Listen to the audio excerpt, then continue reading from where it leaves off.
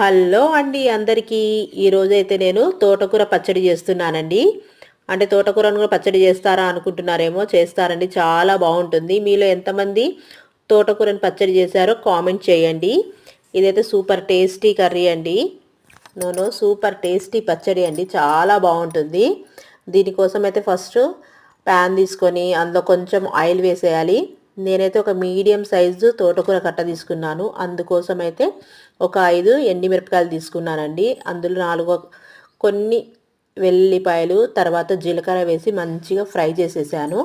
అది ఫ్రై అయిన తర్వాత అందులో కొంచెం కరివేపాకేసి ఫ్రై చేసేసి ఒక మిక్సీ జార్లోకి తీసేసుకున్నానండి.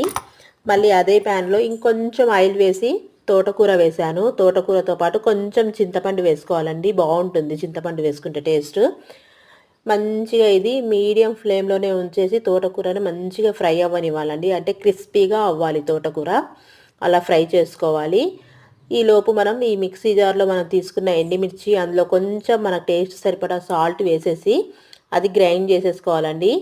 అది పౌడర్ అవ్వగానే అందులో మనం ఈ ఫ్రై చేసి పెట్టుకున్న తోటకూరని వేసేసి మిక్సీ పట్టామనుకోండి, మన తోటకూర పచ్చడి రెడీ.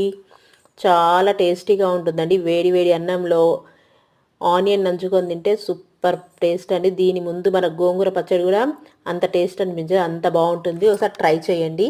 ఈ రెసిపీ నచ్చితే లైక్ చేయండి, షేర్ చేయండి, సబ్స్క్రైబ్ చేయండి. Thank you.